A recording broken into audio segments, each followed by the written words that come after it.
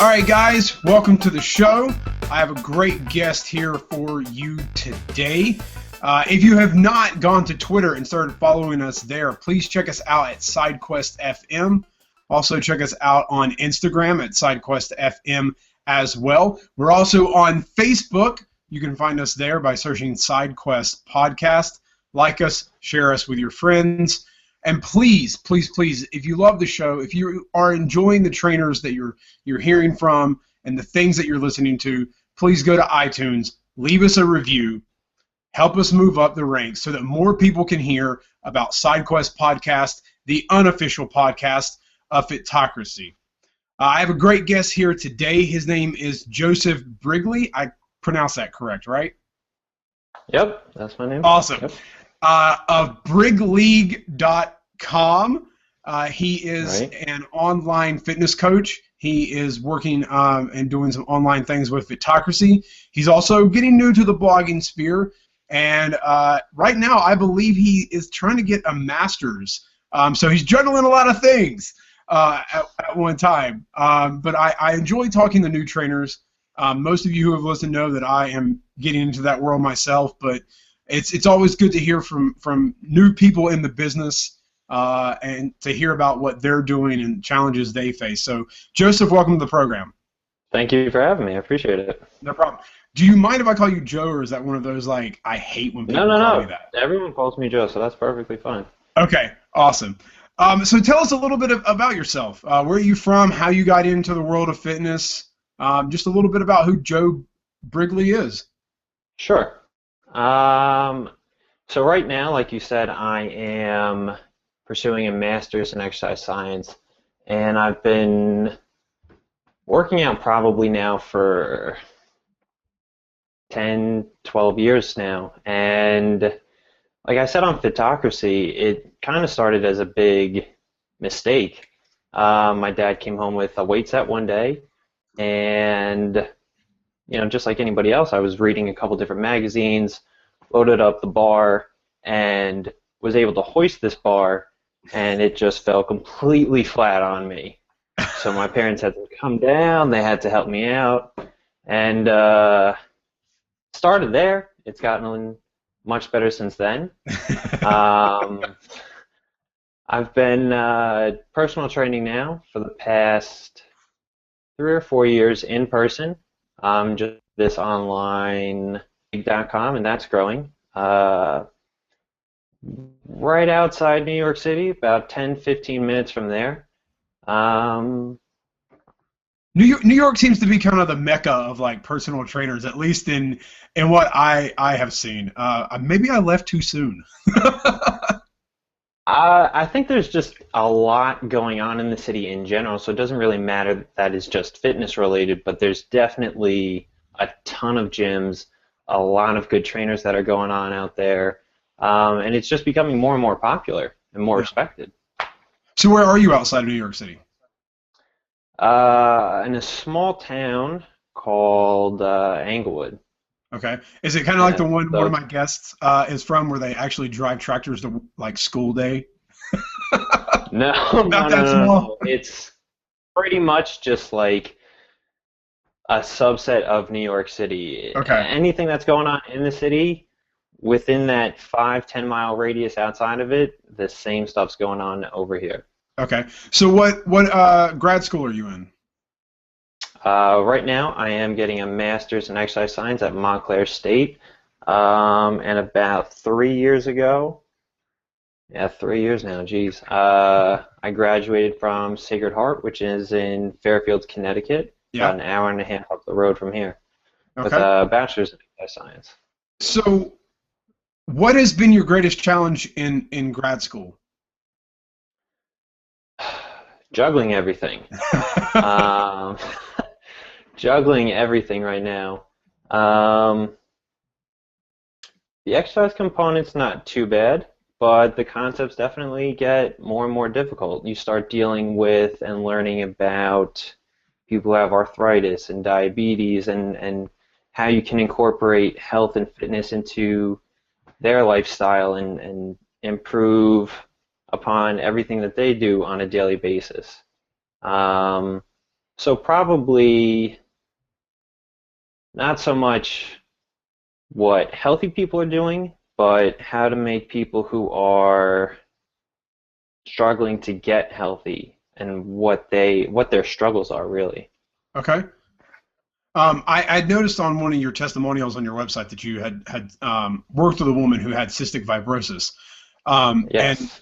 I guess it stuck out to me because I am just getting into like the A certification book. I'm like, oh man, there's so much for just like normal people, and it stuck out because I was like, oh my God, like I I didn't think about or haven't thought about what would I do if someone came to me, with a health issue already that makes it harder for them, to exercise. Yeah. So kind of a segue from my last question into this. What was the first challenge that a client brought to you that made you hit the books and learn as much as possible to help them achieve their goals?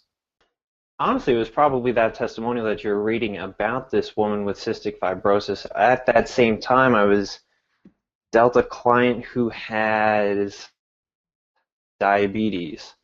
And so this person was having issues with their legs. Basically, their foot kind of drags behind them, Okay. and that's called the drop foot. Um, and this woman with cystic fibrosis, and when you're in a commercial fitness facility, it's not just everyone's healthy or everyone's just trying to lose weight. Right.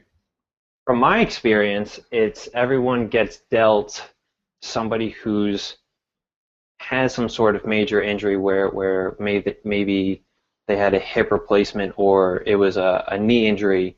A lot of people have lower back pain. And you've got to be able to figure out how to help these people and still make it manageable and fun for them Okay.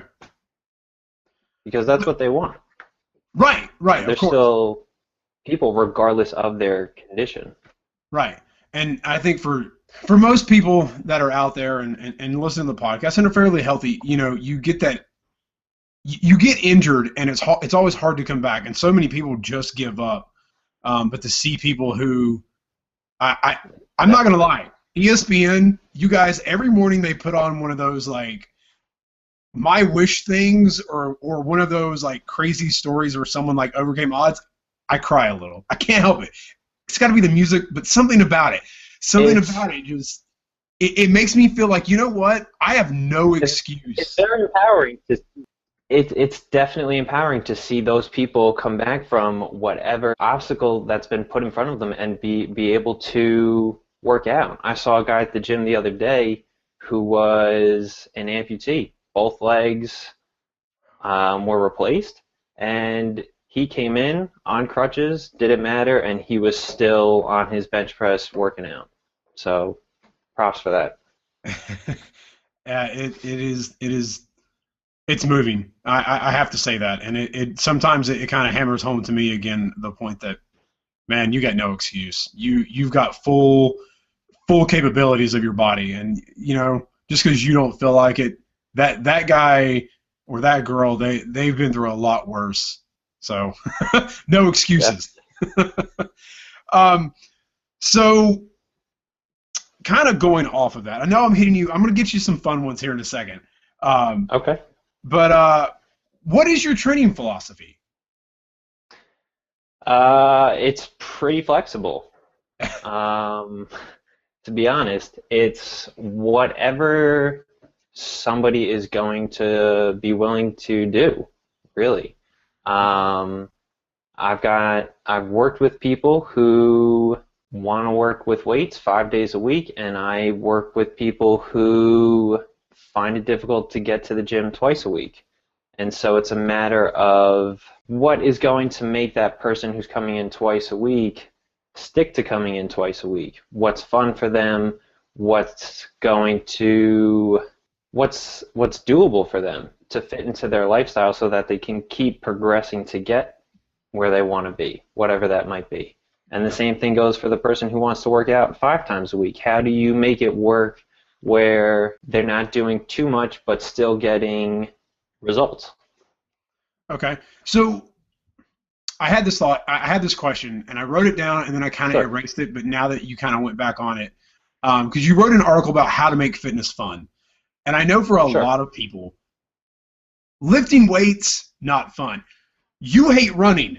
I personally, I will sprint, but if you ask me to run like nonstop for like half an hour, my brain is like, no, I need to move. I need stimulation. I'm like a cat. That's me. My attention is too short. So how do you make fitness fun? How do you, Joseph, make fitness fun for someone who's not necessarily too excited about it?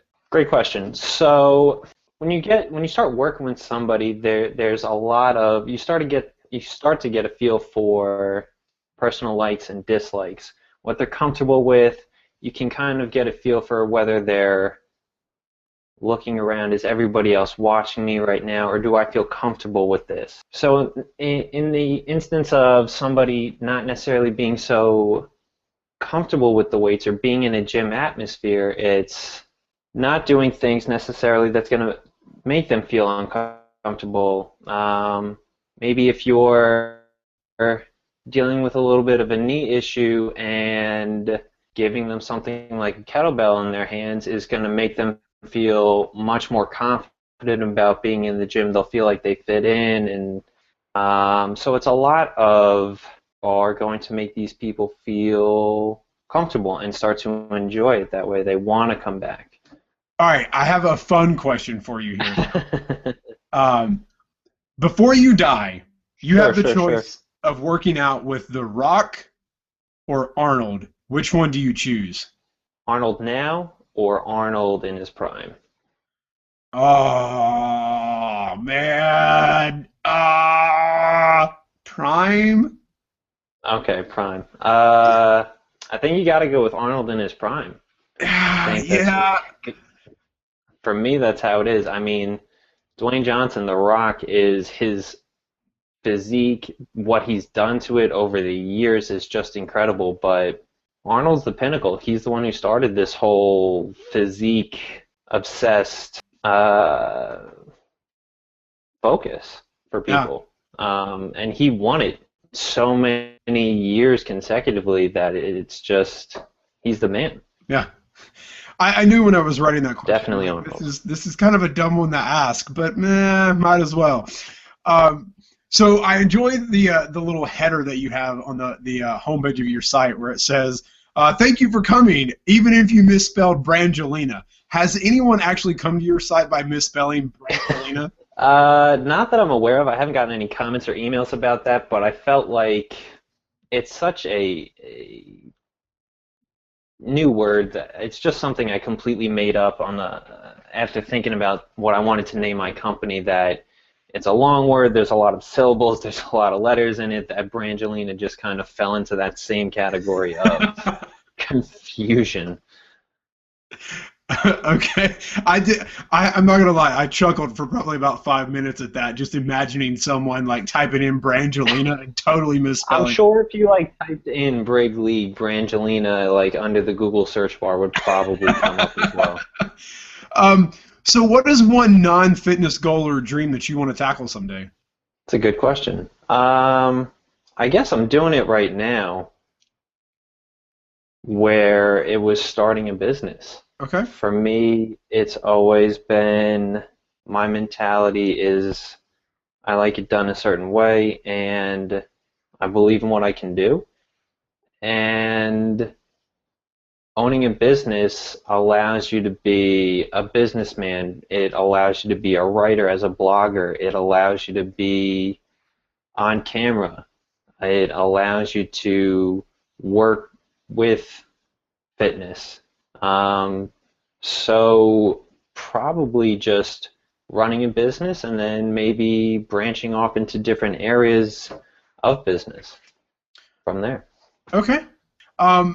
So who now, and this can be in the fitness world, this can be in the business world as you have started your own business or whatever, but who inspires Joseph Brigleague? There's a guy who actually runs a great strength and conditioning facility for athletes. It's a big athletic gym, probably about a half hour from here. And when I was in high school, 7, 8 years ago, this guy was just kind of getting fresh, and there was a lot of hype around what he was doing, and it just started to spread throughout the area. His name's Joe DeFranco. Yeah. And he has just massively, massively blown up into this huge success in as a business, in what he does for training for athletes. So he was probably the biggest inspiration over the past handful of years. So he's probably the biggest influence thus far. Okay. Now, there's a lot of reasons that I started this podcast. And one of them is I want to talk to trainers, and I want everyone to realize that, yes, they may lift and they may coach, but we're all normal people. Everyone has their faults, Right. and everyone has struggles, and everyone has great stories. So what is your biggest struggle in your everyday life? Going to bed early enough and not hitting the snooze button in the morning. I am notorious for staying up late, and then when the alarm comes on in the morning, I hit the snooze button like 3 or 4 times before I actually have to get up. So I make sure that I give myself at least a half hour, because I know I'm just gonna like keep tapping the snooze button. Getting enough sleep. I can attest to that. I leave my phone like out in the living room, so I have to get up to turn it off. So I'm like, damn it, I'm already up. Yeah. My phone's my alarm, so that's probably not good, but that's my biggest struggle. So you were a big a sports guy. You wrestled in high school and you swam, according to your blog. I did not wrestle. You did not wrestle. I should have wrestled. I is what I was apologize. trying I to totally convey. misinterpreted that. No. I played football for a little bit, and I swam in high school. I don't know anything about wrestling from the high school or collegiate point, but for as much as I was doing, I probably should have, yeah. What position did you play in football? I played linebacker for a little bit, and I played quarterback for a little bit, and then I played my freshman year of college, and they moved me to safety on defense. So Okay. Well, what sport did you always want to play but you never got the chance? basketball, because I'm terrible at basketball. If I was better at basketball, let me put it to you this way: I get picked last still for basketball. That's awful. I don't know why the coordination is just not there, but I wouldn't pick me for my own basketball team. Okay, for your own basketball team. So, Yeah. Joseph, you get picked first. I don't want to pick me. I'm not. Yeah, don't. So, one of your articles that I really enjoyed, and I want to bring it up real quick before Sure. Or what I took from it. It was alleviating exercise anxiety. Can you Sure. talk a little bit about doing small things, putting yourself first and starting small, and kind of building habits. And I think building habits is something that everyone struggles with, no matter what. So what habit was the hardest for you to create? Nutrition, definitely. Interesting.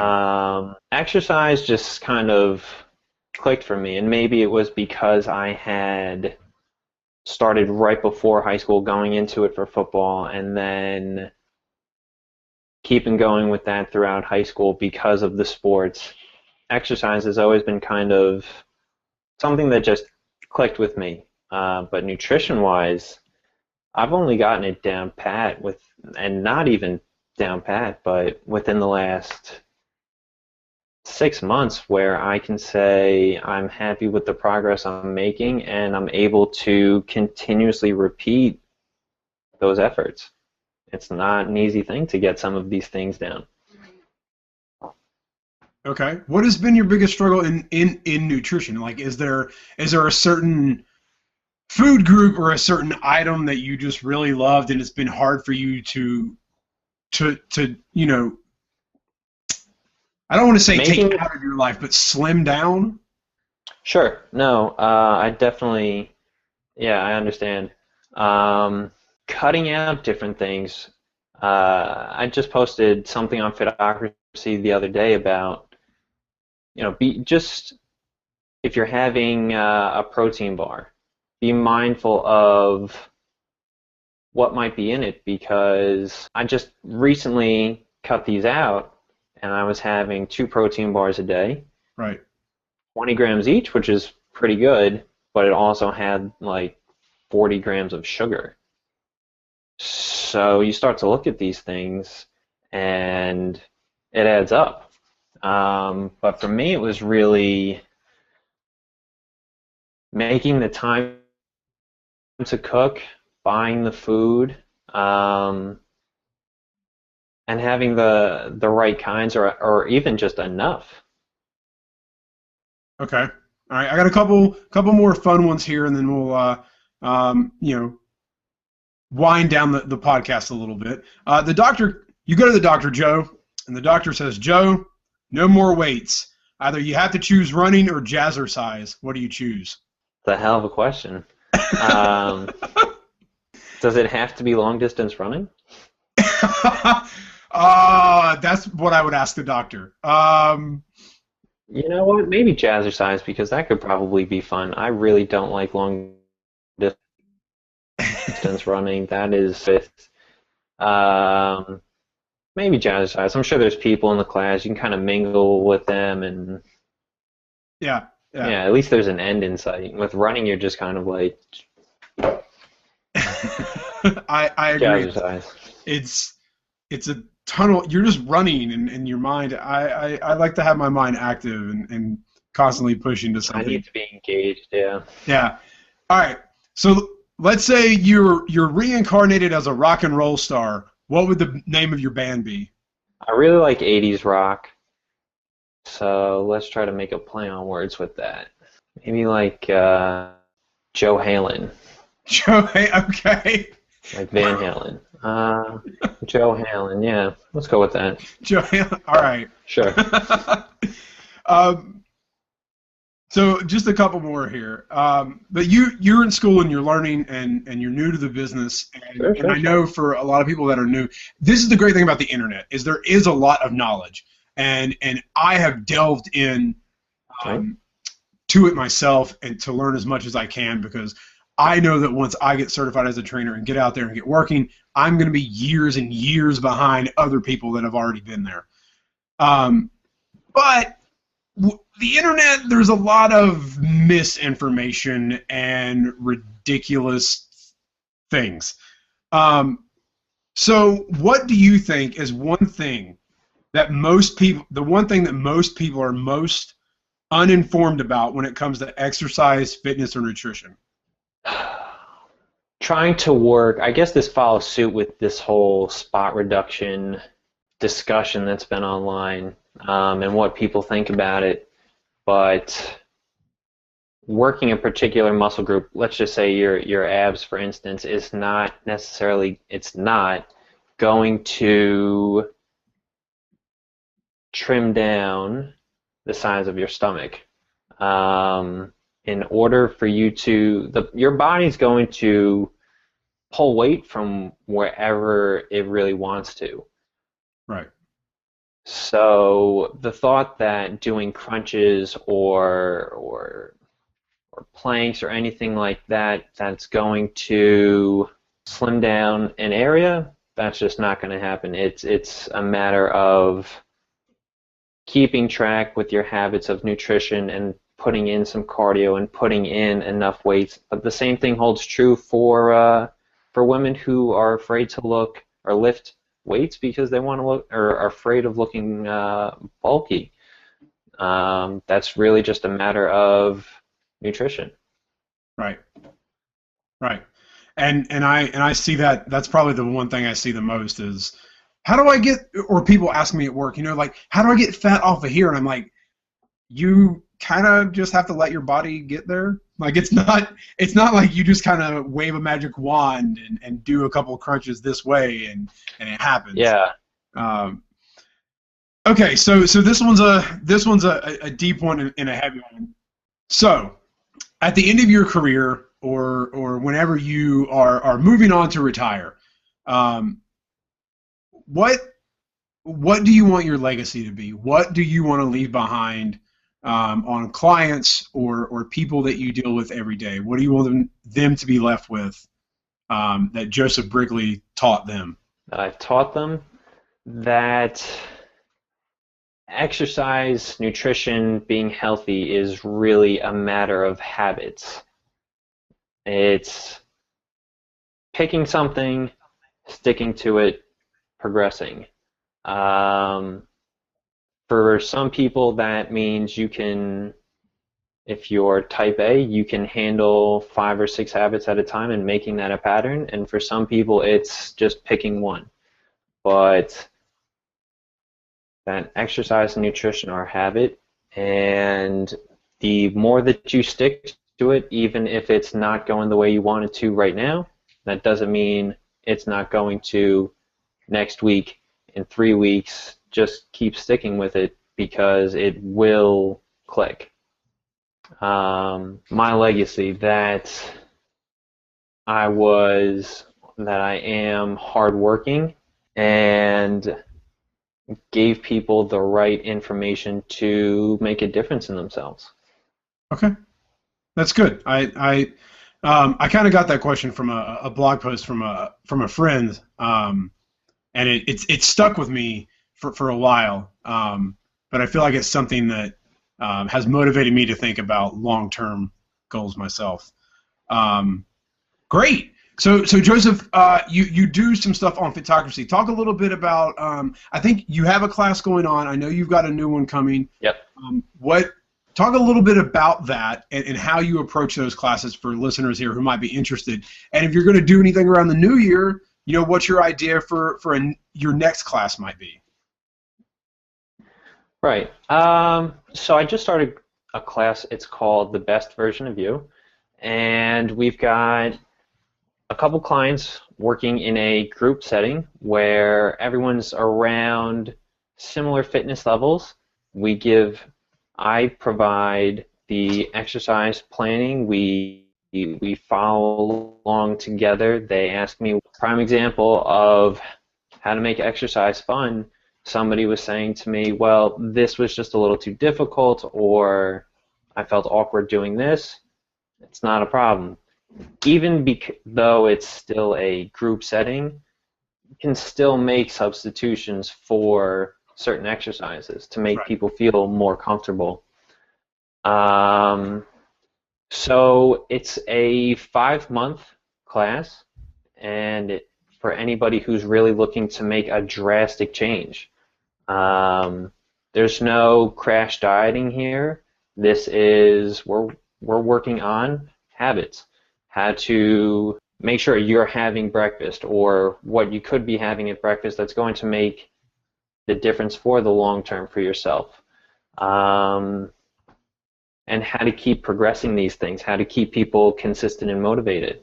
That was another big thing that people came to me about. They felt uncomfortable with certain things, or they felt like they came off the bandwagon. And how do we make sure that they don't now? Okay. So, all right, I like that. So it's a little different. Your focus, it seems to be, is a little different than just here's your workout plan, here's some basic macros. You are really working on building over 5 months, like long-term life habits. Absolutely, because otherwise it's just going to be a rebound effect. And I think there's a little bit of a tangent here, but everyone has gone through this at some point. Myself and plenty of other people who've ever gone to exercise or to follow a diet plan, whether it be Atkins, there's something out there called MetaFast. People come off of these things and the moment the diet ends, they're right back into putting the weight back on. And then it's even worse for some people, because now all of that weight's back on. You lost the weight. It's a nasty cycle. And so my focus is really, even in a group setting, focusing on the individual and how we can make it specific for them, even though there's many people working together there, and everyone's playing off of each other. There's especially on photography, there's a lot of same-minded, oriented people there. It's very empowering, and people really make a difference there. I agree. I think that's one of the reasons I fell in love with photography myself, and having done a photography class before. It really is like you have that support, and you have those moments where you're like, guys, please talk me out of like doing this, or please tell me that I'm gonna, this is gonna work, and it's good to have other people, because I know for probably 90% of the people in the world, you make this change, you make this choice, and friends don't necessarily always support you, and family sometimes question you, and it's rough. Great. Definitely. So Joseph, I've had a great time. If people want to know more about you, where can they find you in social media, or where your website is? Obviously, it's not brangelina.com. No, definitely not Brangelina. I am at Brigleague.com. You can also find me on Facebook and Twitter, facebook.com/Brigleague, same thing, twitter.com/Brigleague, and if you're on photography, Joseph Brigleague. One word. I'm on there as well. All right. One more question I got to ask, because I always enjoy asking my guests this question, and you might know it if you've listened to the show. But what is your one guilty pleasure on your workout mix that you hate to admit is on your workout mix? There's a couple. Firework by Katy Perry. I know. It's that was an adamant no. That doesn't do it for me. I have the new Taylor Swift song. What is it called? Shake It Off, Break It Off, whatever that song is. That's on my iPod now. I was foam rolling to that the other day before my workout. So, what are you going to do? All right. Well, guys, I've had a great time here with Joseph. Please check him out again on Twitter, Facebook, and on his website, and on Photocracy. I'm sure we're going to see lots of great stuff coming from Joseph here in the future. I got to say, good luck with grad school. My wife is going through it right now, and it is a lot of work. It's a lot of stress, and juggling tasks is a challenge. So good luck with that. Guys, again, please check us out on Twitter at SideQuestFM, on Instagram as well at the same SideQuestFM. Find us on Facebook, SideQuest Podcast. Like us there, share us with your friends. But most importantly, please go to iTunes, hit the subscribe button, and leave us a review. When you do that, it helps us move up the ranks, helps more people see that SideQuest Podcast is happening, and lets others know, about the great guests that we have here. So please go out and leave a review. Again, I want to thank you, Joseph, for coming on, and good luck with everything. And I look forward to seeing great things from you in the future. Definitely. We'll be in touch. I appreciate it. Thank you, guys. Thank you.